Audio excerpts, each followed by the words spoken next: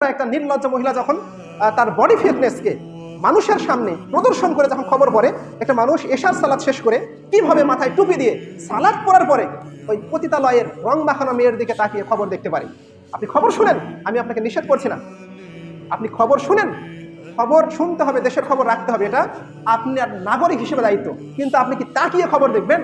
আপনার উচিত কি, যদি দেখেন যে রং মাখানো পতিতালয়ের মেয়ে টিভিতে খবর পড়ছে, সময় টিভি হইতে পারে, 71 টিভি হইতে পারে, তারপরে এসএ টিভি হইতে পারে, চ্যানেল 24 হইতে পারে, তারপরে বিভিন্ন রকম যে চ্যানেল আছে সব হইতে পারে, কিন্তু আপনি যদি, আপনার মধ্যে যদি হায়া থাকতো, আপনার মধ্যে যদি লজ্জা থাকতো, ওই মেয়ের দিকে তাকিয়ে আপনি খবর শুনতে পারতেন না। তো খবর শুনবো কিভাবে বলেন? আপনি খবর শুনবেন ব্যামুখ হয়ে।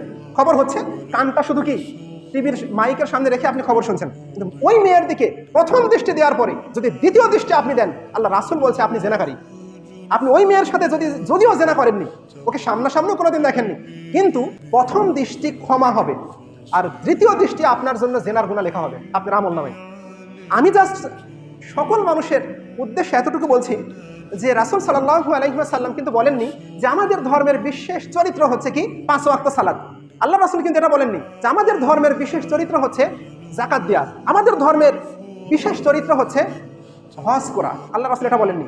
আল্লাহ রাসূল বলছেন যে লিকুল্লি দীনিন খুলুকুন, প্রত্যেক ধর্মের একটা বিশেষ চরিত্র আছে, আর আমাদের ধর্মের বিশেষ চরিত্র কি? ওয়া ইন্না খুলুকুল ইসলামিল হায়াউ, আর আমাদের ধর্মের বিশেষ চরিত্রই হচ্ছে লজ্জাশীলতা।